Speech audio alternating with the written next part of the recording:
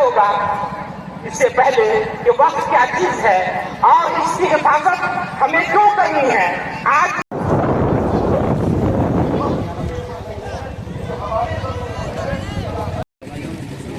कलम जब भी उठाया मुल्क को जीशान लिखा है, सितम सहकर भी हमने प्यार का उन्वान लिखा है।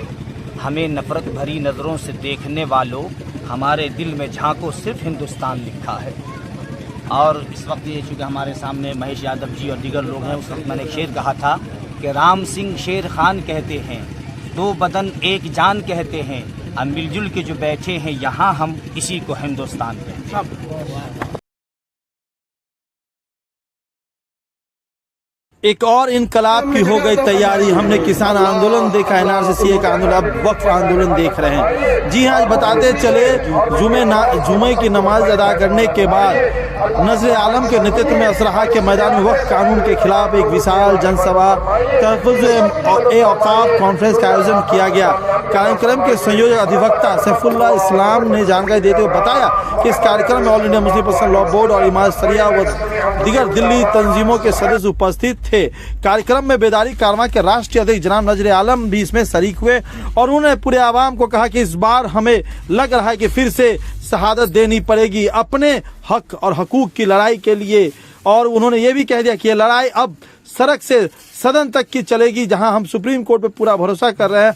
आने वाले समय में 5 तारीख को जब सुप्रीम कोर्ट पे फिर से बहस होगी, हमें पूरा यकीन है अगर वहां पे सरकार के प्रेशर से न्याय बदलता है तो हम लोग धरना पे बैठेंगे। सुनिए क्या कुछ कहना था।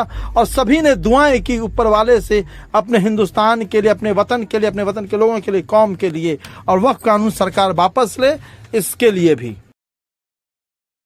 आपने तकरीर में कहा कि सुप्रीम कोर्ट से बड़ी उम्मीद है, उसके पिछले फैसलों को भी आपने दोहराया।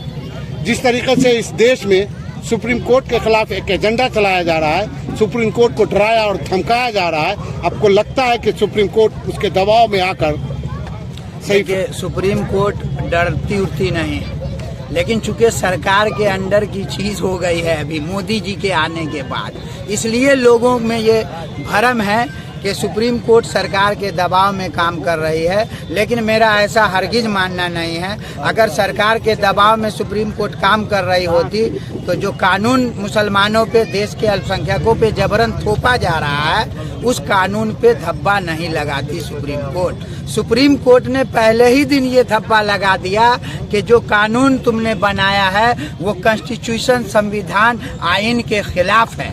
तुम ये बिंदु है। कई पॉइंट को नोट किया सुप्रीम कोर्ट ने और सरकार से जवाब मांगा गया और 5 मई को जो सुनवाई होनी है, हम उम्मीद करते हैं कि सुप्रीम कोर्ट इस काले कानून को रिजेक्ट करेगी, क्योंकि देश की दूसरी सबसे बड़ी आबादी को टारगेट किया गया। अच्छा, ये कोई पहली बार नहीं है। पहले बाबरी मस्जिद के मामले में डराया गया, सुप्रीम कोर्ट को दबाव में लिया गया, फिर ट्रिपल तलाक का मामला आया, उसके बाद 370 का मामला आया। इन सबों को लोगों ने बर्दाश्त किया। लेकिन चूंकि ये वक्फ कानून ऐसा है जिससे सिर्फ मुसलमानों में नहीं घुसता है, मुसलमानों पे नहीं हमला है, देश की 140 करोड़ आबादी पे हमला है। अगर किसी मंदिर का मामला आएगा, किसी मस्जिद का मामला आएगा तो एक एक गांव में फसाद होगा, दंगा होगा, और यही चाहती है मोदी सरकार। लेकिन देश की बहुसंख्यक आबादी और देश की सबसे बड़ी अदालत आज भी न्याय प्रिय है और हमें उम्मीद है। हम सुप्रीम कोर्ट का हमेशा से सम्मान किया, चाहे वो ट्रिपल तलाक पे हो, बाबरी मस्जिद छीनी गई हमसे या 370 हटाया गया, हमने सम्मान किया। उम्मीद है, भरोसा है, और इस वक्त कानून पे भी हमें भरोसा है कि सरकार के इस काले कानून को सुप्रीम कोर्ट 5 मई के बाद जरूर खारिज करेगी। दोनों जगह और दूसरी तंजीमों ने भी की है। मैं सुप्रीम कोर्ट से पूरे आवाम से मिलने के बाद जो एक चीज़ हमको समझ में आई है वो ये आई है कि सुप्रीम कोर्ट से सब लोगों को उम्मीदें लगी हुई हैं कि वहाँ से इंसाफ मिलेगा।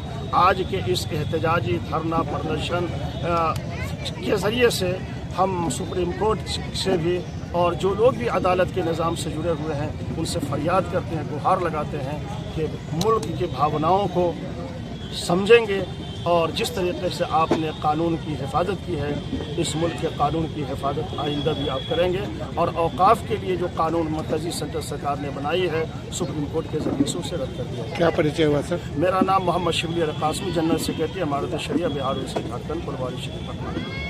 जहाँ जी एक और आंदोलन की तैयारी कर रहे हैं और इस पे क्या लगता है कि सरकार अगले बार जो 2 कानून में किस पर झुका पाएंगे आप लोग? की तैयारी का सवाल नहीं है। पूरा देश आज वक्फ बिल पर आंदोलित है। नरेंद्र मोदी की सरकार जो आरएसएस की नीति पर चल रही है, वो सरकार लगातार इस देश के अंदर जो नफरत की राजनीति कर रही है, वक्फ बिल भी उसका एक कड़ी है।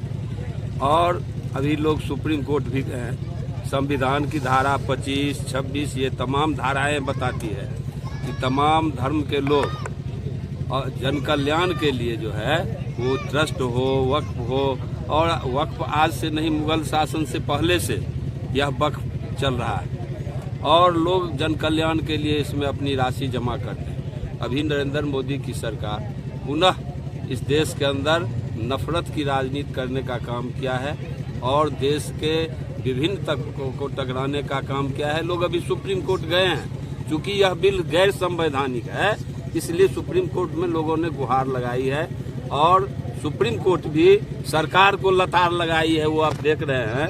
इसलिए लोगों को विश्वास है कि कोर्ट से लोगों को न्याय मिलेगा। खैर, कोर्ट से न्याय मिले या नहीं मिले, आप इस देश के अंदर नजीर देखे हैं कि यहाँ पंजाब के, दिल्ली के तमाम बॉर्डरों पर किसानों ने 3 काले कानून के खिलाफ आंदोलन किया और 2 वर्ष तक आंदोलित थे किसान। आज भी आंदोलन के रास्ते पर हैं नरेंद्र मोदी की वादा खिलाफी के सवाल पर। और इस सरकार को काला कानून जो है किसान विरोधी काला कानून वापस लेना पड़ा।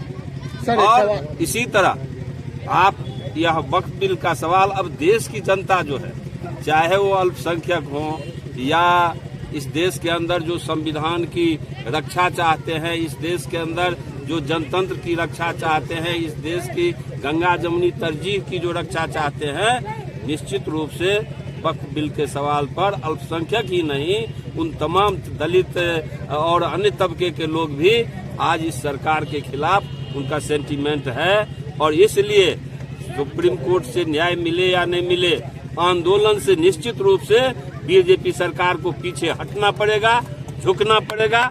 इस वक्त बिल को किसान विरोधी काला कानून में बहुत सारे अमेंडमेंट हुए, कई बार भी हुए, लेकिन इस बार जो स्पेशल ये है कि 5 साल मिनिमम वो मुसलमान हो तब कोई अपना चीज डोनेट करेगा। इस चीज को कैसे आप लोग देख रहे हैं इस कानून के अंदर? ये जो है हम समझते हैं कि कानून के भी खिलाफ है, मानवता के भी खिलाफ है। इस तरह की शर्त लगाना, इस तरह का कंडीशन लगाना, ये जो है संविधान के विरुद्ध है। इसलिए कि हम अपनी चीज, अपनी इच्छा से, अपनी ख्वाहिश से, हिंदू भी हो चाहे मुसलमान हो चाहे जैन हो, अगर अपने पुण्य के लिए, अपने सवाब के लिए हम दान करते हैं, गरीबों के लिए, फलाही काम के लिए, वेलफेयर काम के लिए, तो आप उस पे बैंड लगाने वाले कौन होते हैं? प्रॉपर्टी हमारी है और हम दान करते हैं तो कहते हैं कि आप 5 साल तक उस धर्म से ताल्लुक रखते हुए। हमारे यहाँ ये परंपरा तो जो अतीत में, माजी में रही नहीं है, सरकार क्यों ला रही है? इसलिए ये सही नहीं है। सर, चुनी हुई सरकार हमारी नौकर होती है और नौकर मालिक से पूछे बिना कानून बना रहा है, ये क्या संविधान के खिलाफ नहीं है? नहीं, आप जिसके हित, जो लोग आपको चुन के भेजा, उसके कल्याण के लिए आपको कानून बनाना है और उसके खिलाफ कानून बना रहे हैं, उससे पूछे बिना, तो आपको गद्दी से तो हटा देना चाहिए। निश्चित रूप से आपका ये कहना सही है कि वक्फ का ताल्लुक जो है मुसलमानों से है, अकलियत से है, तो इसके जो विशेषज्ञ लोग हैं, उसके जो जानकार लोग हैं, उनसे सलाह सरकार को लेनी चाहिए थी। जी बिल्कुल लेनी चाहिए थी। इसलिए कि हम, जो लोग उसके जानकार हैं, जो उसके विशेषज्ञ हैं, जो उसके माहिर हैं, जो उसके लॉयर हैं, उनसे आप राय लीजिए कि आपके हित में हम कानून बनाने जा रहे हैं, आपके ये हित के अनुकूल और मुआफिक है या नहीं है। सरकार की ये मिस्टेक है, उसको सुधारना चाहिए। देखिए, जेपीसी जो बनाया गया वो एक तरह का नाटकीय था, समझा। उसमें हमारे जितने भी पार्टी के लोग थे, किसी के भी राय को, किसी के मशवरे को उसमें माना ही नहीं गया। वो एक पब्लिक को बेवकूफ बनाने के लिए, मुल्क को बेवकूफ बना के लिए जेपीसी गठित किया गया। कब तक बनेगा बेवकूफ? हाँ, ये है। क्या नाम है आपका सर? हमारा नाम मुफ्ती शकील अहमद कासिम।